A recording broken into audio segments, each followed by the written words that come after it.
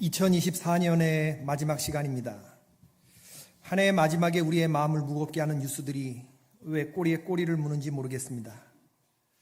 우리나라가 왜 이 모양이 되었는지 모르겠습니다.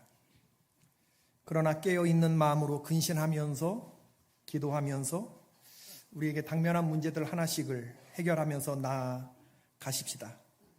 하나님께서 가장 좋은 길로, 가장 완전한 길로 인도하시리라 믿습니다. 지금은 더 나빠지는 중이 아니며 지금은 하나씩 회복되어 가는 중이라고 믿습니다. 판단과 비난과 정죄는 누구든지 할 수 있습니다. 그러나 이 모든 것을 끌어안고 이것이 내 탓이요 하면서 기도할 중보기도자가 그 어느 때보다도 필요하다고 믿습니다. 저와 여러분은 대한민국 코라고 하는 한 배를 타고 가는 한 민족, 한 백성들입니다. 하나님의 공의가 또 정의가 강같이 흐르기를 기원하면서 기도합시다. 우리 안에서 나쁜 것들이 완전히 도려내지고 새로운 살이 돋도록 기도하십시다. 하나님의 뜻이 하늘에서 이루어진 것 같이 땅에서도 이루어지게 해달라고 기도하십시다. 우리가 우리에게 죄 지은 자를 사하여 준 것 같이 우리에게 죄 지은 자를 사하게 해달라고 기도하십시다. 기도하는 백성들이 있는 한 이 나라는 잘못되지 않습니다. 세상은 죄인들이 많아서 심판받는 것이 아니라 한 사람의 의인이 있어서 유지되는 곳입니다. 가라지 신자 때문이 아니라 알곡 신자 하나가 있어 하나님의 심판이 유보되는 것입니다. 지금이야말로 하나님과 백성들 사이에서 목숨을 걸고 기도했던 모세처럼 사무엘처럼 기도해야 한다고 믿습니다. 나 한 사람의 기도가 저 거대한 국회의 형태와 이 나라의 국정 운영에 어떤 영향을 주겠는가, 이런 의문을 가질 수가 있겠습니다. 다른 나라에서 벌어지는 참담한 전투가 그 비참한 전쟁 소식을 위하여 기도하면서 때로는 나 한 사람의 기도가 너무 무력하게 느껴지기도 합니다. 하지만 중보기도는 내 힘이 아니라 하나님의 뜻과 능력에 근거를 두고 하는 것입니다. 이스라엘 백성을 위하여 기도했던 모세, 60만의 그 생명을 놓고 기도했던 모세, 소돔과 고모라를 놓고 기도했던 아브라함, 감람산에 올라서 예루살렘 성을 내려다보며 통곡하셨던 예수님을 생각해 보십시다. 그들도 한 사람이었습니다. 기도하면서 작은 나를 생각하지 말고 내 작은 기도를 크게 여겨주실 하나님을 향해 마음을 쏟는 것이 중요합니다. 기도의 효과에 대해서 시작하기도 전에 이런다고 뭐가 달라지겠어? 회의적인 마음을 갖게 하는 것, 그것이 사탄 마귀의 전략입니다. 지금은 나 한 사람쯤이야 라고 하는 마음보다 나 한 사람만이라도 의 마음이 필요한 때입니다. 기도할 것을 결심하시기를 축원합니다. 나라와 민족을 위해서 믿어지지 않더라도 내 작은 모습이나 내 마음의 감정에 반응하지 마시고 하나님의 약속에 근거하면서 내 기도에 거대한 관심을 담을 수 있기를 축원합니다. 모세처럼 민족을 담으시고 내 기도에 느헤미야처럼 민족을 담으시고 에스더의 기도처럼 민족을 담으시고 예수님처럼 민족과 열방과 인류 전체를 나의 기도의 내용에 담는 것이 중요합니다. 송구영신 예배는 우리 감리교 창시자 존 웨슬리가 드린 Watch Night Service라고 하는 제야 예배에서 비롯되었습니다. 해마다 송구영신이 되면, 제야가 되면 웨슬리는 언약갱신을 강조했는데 그때 읽은 언약갱신의 기도문이 이렇습니다. 언약의 하나님, 주와 언약을 맺은 저는 더 이상 제 것이 아니라 주님의 것입니다. 주님의 뜻대로 저를 사용하시고 주님이 원하는 이들과 함께 동역하게 하소서. 주를 위해 사역하게 하시고 주를 위해 고난받게 하소서. 주께서 목양지를 허락하시되 주를 위해 기꺼이 버림받게 하소서. 주님을 위하여 저를 고귀한 자리에 올리시되 비천한 자리에도 내려가게 하소서. 주께서 제 삶에 풍성하게 채워주시되 텅 비게도 하소서. 주께서 저에게 모든 것을 주시되 아무것도 가지지 않게 하소서. 제가 가진 이 모든 삶을 기꺼이 바치오니 주께서 원하시는 대로 사용하여 주소서. 영광스럽고 복되신 주님, 성부 성자 성령이시여, 주와 언약을 맺었으니 저는 주님의 것이며 주님은 저의 하나님이십니다. 진정으로 그렇게 되게 하옵소서. 땅에서 맺은 이 언약을 하늘에서 인준하여 주소서. 예수 그리스도의 이름으로 기도합니다. 이 기도문은 내가 가진 모든 것을 주인에게 내어드리는 맡김의 기도입니다. 내게 이루어질 좋은 일뿐만 아니라 좋지 않은 일까지도 하나님께 주님의 뜻에 맡겨드리는, 주인의 처분에 내 자신을 맡기는 기도입니다. 저는 이 기도를 2002년도 선교사 훈련을 받고 애리조나 북미 호피족 인디언 선교사로 나갈 때에 집사람과 함께 이것을 눈물로 읽으며 드렸던 경험이 있습니다. 그때 이 기도가 얼마나 생생하게 읽혀지는지, 이제 거기서 어떤 일을 만나게 될지 알지 못하는, 가본 적도 없는 선교지를 향해 가면서 머리에 닥터를 꽂고 인디언들이 화살 쏘면서 달려드는 거 아니야? 이런 생각을 가지면서 나갈 때 주여 나를 채워주시고 텅 비게도 하소서, 이런 기도를 드렸던 기억이 있어요. 주님의 사람이 오니 주님의 원하는 대로 나를 써주시옵소서. 주님 나를 높이도 두시고 낮게도 두시옵소서. 이런 기도는 온전히 하나님을 향해 맡긴 사람들만이 들을 수 있는 그런 기도입니다. 하나님이 언약 백성을 끝까지 책임지실 거라고 하는 믿음이 있는 사람들만이 이런 기도를 드릴 수 있어요. 저는 오늘 존 웨슬리의 이 언약갱신의 기도를 이 송구영신 예배 나오신 저와 여러분이 드릴 수 있게 되기를 바랍니다. 하나님께서 여러분들을 때로는 텅 비게도 하실 것이고 때때로 가득 채우시기도 하실 것입니다. 어느 때라도 어떤 순간에라도 하나님의 사람으로 사시기를 바랍니다. 우리가 믿는 하나님은 당신의 백성을 결코 버리지 아니하시며 모든 순간에 좋으신 하나님이십니다. 그분이 때때로 저와 여러분을 사망의 음침한 골짜기로 데려가실 수도 있겠어요. 그러나 그곳이 우리의 마지막 종착역은 아니며 우리의 마지막 도착지는 푸른 초장과 쉴만한 물가일 것입니다. 세상에 어떤 풍파가 몰려온다 할지라도 이것을 기억한다면 언제나 어디서나 정결한 삶을 유지할 수 있을 것입니다. 오늘 저와 여러분은 여호수아의 마지막 부분을 읽었습니다. 여호수아가 가나안 정복을 마치고 오랜 세월 하나님의 평화를 맛보았다고 했습니다. 그런 후에 나이 많아 늙었더라. 늙고 죽을 날이 가까운 여호수아가 이스라엘 모든 지파 사람들을 세겜에 모읍니다. 모든 백성을 세겜에 모으고 장로들과 수령들과 재판장들과 관리들을 그들 백성 앞에 세웠어요. 그리고 유언과 같은 말씀을 남기는 것이 23장 14절. 보라, 나는 오늘 온 세상이 가는 길로 가려니와. 이 본문을 보면서 지금 여호수아가 뭐를 하고 있다? 유언을 하고 있다. 유언을 하고 있다. 유언이라고 하는 건 듣는 사람에게 있어서 준엄한 당부입니다. 예전에 여호수아는 모세의 유언을 들었습니다. 이제 그 모세의 길을 여호수아가 가는 거예요. 온 세상이 가는 죽음의 길로 간다. 가기 전에 내가 너희들에게 남기고 싶은 말이 있다라고 하는 거죠. 그러면서 제일 먼저 여호수아가 꺼내는 이야기는 전투 이야기를 꺼내요. 가나안 정복 전쟁에서 우리들이 겪고 우리들이 이기고 우리들이 지나왔던 그 전투가 어떤 전투였느냐? 견고한 여리고 성읍이 함성으로 무너졌던 전투, 기브온 전투 때 하늘에서 우박이 떨어졌던 그거, 태양이 중천에 머문 아얄론 골짜기의 전투, 그리고 메론 물가의 전투. 여호수아는 이 전투 하나하나의 이야기를 그의 백성들에게 꺼내면서 이것이 과연 우리들의 전투였느냐 아니면 하나님이 싸워주신 전투였느냐를 묻고 있어요. 이걸 백성들이 듣고 우리가 싸워서 우리가 우리의 능력으로 이긴 거라고 말하면 하나님의 백성이 아니죠. 여리고 성읍이 함성으로 무너지고 하늘에서 우박이 떨어지고 태양이 중천에 머물렀던 이런 모든 전투는 하나님의 초자연적인 개입으로 주께서 우리들을 위하여 대신 싸워주신 전투가 아니었느냐. 믿어지시면 아멘 하십시다. 그러므로 하나님께서는 신실하신 분이기 때문에 아직도 정복되지 않고 남아있는 가나안 족속들을 반드시 쫓아내게 하실 것이며 이스라엘 백성들의 지도자에게 확신을 시켜주고 있어요. 그러면서 그 다음으로 하는 얘기가 뭐냐 하면 이제 자기가 죽고 난 다음에 하나님의 율법을 지켜나가기 위해서 이 백성들에게는 반드시 단호한 결심이 필요한데 이 단호한 결심을 내리지 못하고 그리고 이 백성은 단호한 결심을 하지 못하면 얼마든지 율법을 떠나서 가나안 이방 문화에 길들여질 것이라는 사실을 직감하고 있는 겁니다.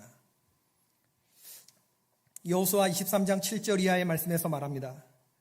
너희 중에 남아있는 이 민족들 중에 들어가지 말라, 그들의 신들의 이름을 부르지 말라, 그것들을 가리켜 맹세하지 말라, 또 그것을 섬겨서 그것들에게 절하지 말아라. 히브리어 원문에 의하면 섬기지 말라가 첨가가 되어서 오중 금지 명령으로 되어 있습니다.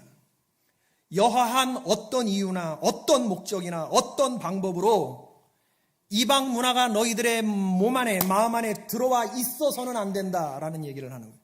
이걸 오늘 여기서 결정하라는 겁니다.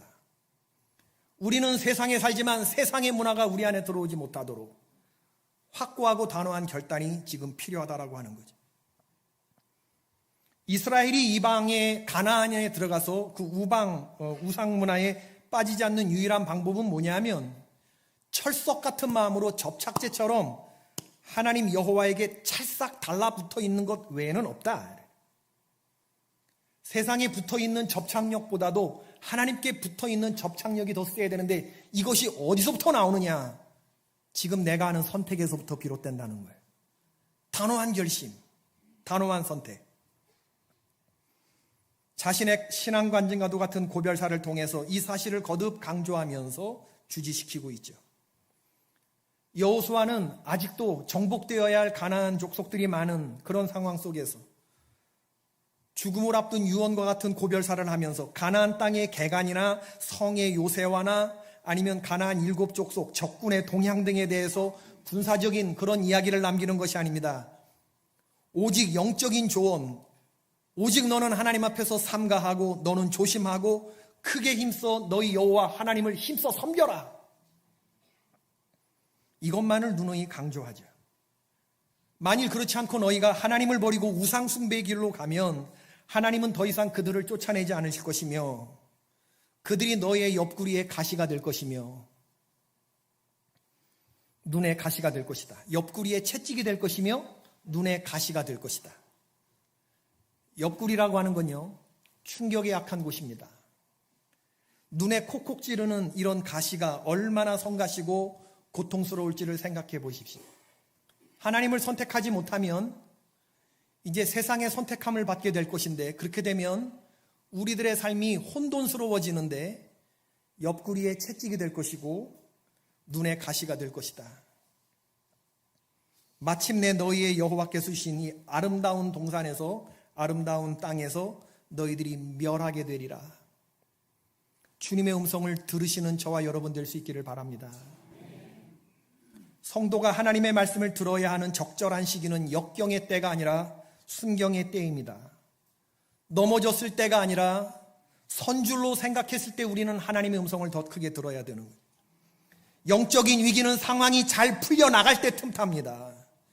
과거부터 지금까지 친근히 하나님을 섬기는 건 잘하는 것이지만 신앙생활은 갈수록 더 잘해야 하는 것입니다. 더 잘해야 하는 것입니다. 늘 영적 전투라고 하는, 지금 우리는 전쟁 중이라고 하는 그런 영적인 긴장감을 가지고 경계를 게을리해서는 안 될 것입니다. 저는 목회하면서 여러 성도님들의 한숨 섞인 이야기를 들을 때가 있어요. 목사님 어찌어찌 하다 보니 그저 여기까지 흘러왔네요. 겨우 여기까지 올라왔는데 떨어질 것 같아서 늘 불안합니다. 이제 한번 하나님의 뜻대로 제대로 살아보려고 했는데 환경이 받쳐주지 않네요. 가족은 함께 같은 길 가는 줄 알았는데 엄연히 각자 가는 길이 있는 것 같으네요. 제가 예전에 세상에서 잘 나갈 때 목사님 만났으면 좋았을 뻔했을 텐데 이런 소리들. 그때 내가 돈 엄청 벌었을 때 목사님 만났으면 내가 헌금 팍팍. 왜 그런 얘기를 그때 안 하고 지금 하시는지 뭐.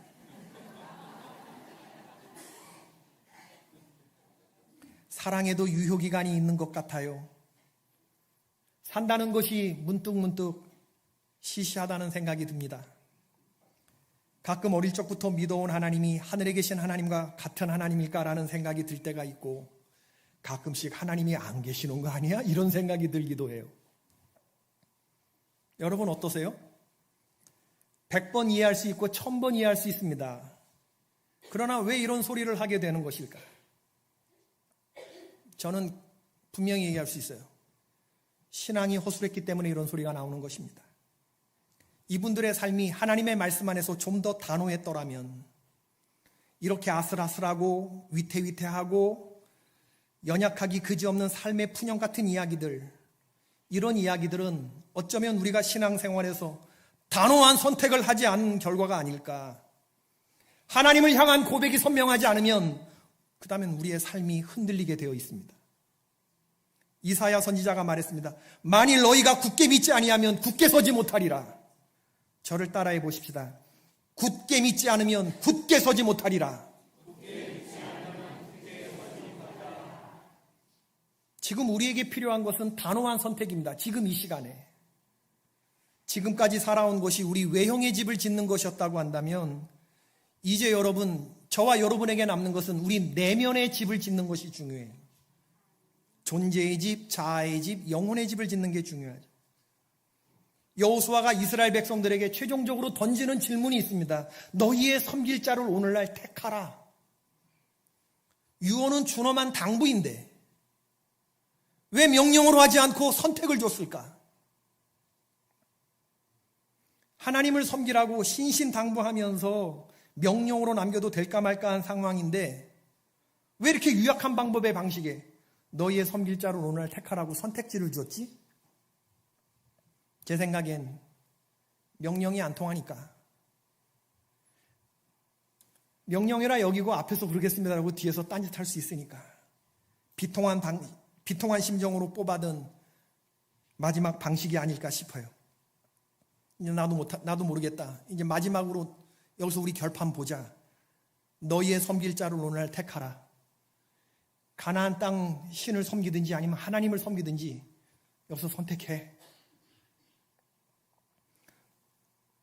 여호수아는 아마 이런 얘기를 하면서 속으로 피울음을 삼켰을 거예요.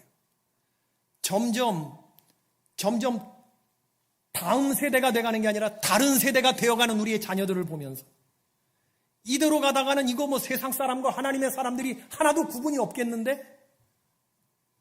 순전한 사람도 없고 정직한 사람도 없고 여호와를 경외하는 사람도 없고 하나님을 경외하는 사람도 없고 아마 예전에 이런 이야기를 했던 비통한 심정의 모세가 자기가 섬겼던 죽은 모세가 생각났겠지. 여호수아는 모세를 떠올렸을 거예요. 예전에 자기랑 똑같은 마음으로 그때 우리의 죽은 모세가 이런 심정으로 얘기를 한 거겠구나. 내가 오늘 하늘과 땅을 불러 너희에게 증거를 삼노라. 내가 생명과 사망과 복과 저주를 내 앞에 두었은즉 너와 내 자손이 살기 위하여 생명을 택하고 내 하나님 여호와를 사랑하고 그의 말씀을 청종하며 또 그를 의지하라. 모세도 이스라엘 백성에게 선택하게 했던 때가 있었어요. 지금 여호수아도 그의 백성들에게 선택을 요구하고 있어요. 자발적인 결단을 선택하고 촉구하는 것입니다. 여러분, 지도자가 백성들에게 강요한다고 명령한다고 이게 지켜질 얘기입니까? 하나님과 나의 중심과 중심이 부딪혀 일어나는 이 일에 대해서 강요한다고 이게 얼마나 가겠습니까? 하나님의 사람은 하나님께서 우리를 택하신 것도 있지만 우리가 하나님을 택하는 것도 있거든요. 우리가 하나님을 선택하는 것입니다. 내가 하나님을 믿기로 선택하는 것입니다. 나의 자발적인 의지로. 신앙은 그래서 선택입니다. 단호한 선택이어야 합니다. 남들이 하니까 우르르 몰려드는 신앙이 우리를 어느 지점까지 데리고 갈 수가 있겠습니까? 어느 정도 선명한 신앙으로 끌고 갈 수 있겠습니까? 내가 믿고 내가 선택하고 내가 경험한 하나님이 있어야 신앙생활이 그래서 힘이 생기는 건데 내가 선택하고 그 선택에 후회를 두지 않고 그 삶을 살기로 여기며 나아가는 것, 이게 여호수아가 그의 백성들에게 요청한 언약갱신이다. 우리는 해마다 송구영신 예배 때 하나님 앞에서 이 언약갱신을 하는 것이다. 지금 몇 시예요? 11시 47분. 2024년 12월 30일 11시 47분 우리가 여기서 왜 이러고 있는 걸까요? 이 시간에 우리가 왜 여기서 이러고 있는 걸까요? 저와 여러분이 언약 백성이기 때문에 그렇습니다. 하나님과 약속을 맺은 사람들이기 때문에 그렇습니다. 이 땅에 속하는 사람이 아니라 하늘 백성으로 하나님이 택하시고 부른 사람이기 때문에 우리가 지금 여기 나와 있는 거예요. 우리 가운데 아무도 이 언약 백성에서 예외되는 사람은 하나도 없어요. 언약 백성이 아닌 우리 가운데 이방인이라면 우리가 이 시간에 이러고 앉아있을 하등의 이유가 없죠. 하등의 이유가 없죠. 하나님의 언약 백성은 영적인 각성 위에서 새로운 한 해를 시작하는 것이 마땅합니다. 사람들은 신년이 되면 저마다 새해 소원을 가져요. 근데 우리 소원은, 우리 올해의 소원은 내년도의 소원을 비는 것이 아니라 이 시간 결심하십시다. 우리 선택을 결심하십시다. 우리가 어떤 선택을 하는가에 따라서 우리의 마음가짐이 달라지고 경험이 달라지고 결과가 달라질 것입니다. 골라야 할 것 많은 세상, 종류가 많은 세상, 선택할 것이 많은 세상, 아이스크림을 먹어도 31개 중에서 하나 골라 먹는 재미가 있는 세상, 하나님만을 선택하라는 것이 얼마나 어려운 주문인지 몰라요. 그러나 살고 죽는 문제라고 한다 그러면 이것은 선택의 여지가 없는 선택이에요. 선택은 끝이 아니라 새로운 시작입니다. 선택하고 나면 쉽습니다. 선택하고 나면 명료해집니다. 여러분이 하나님을 선택하면 하나님이 여러분을 선택해 주실 줄로 믿습니다. 새해 어떤 것을 제일 먼저 선택할 것인가? 하나님 앞에 이거저거 달라고 요청하고 New Year's Resolution 이런 거 얘기하기 전에 우리 이거부터 하나님 앞에 하나님 귀에 선명하게 들리도록 선택하고 들어가자. 저를 따라해 보십시오. 오직 저와 제 집은 여호와를 섬기겠습니다. 처음부터 시작. 오직 저와 제 집은 여호와를 섬기겠습니다. 이 고백이 여러분의 심령을 살리고 여러분의 가정을 살릴 줄로 믿습니다. 이 고백이 내년에도 우리를 평안함과 기쁨 가운데 영적 순항의 자리로 이끌 거예요.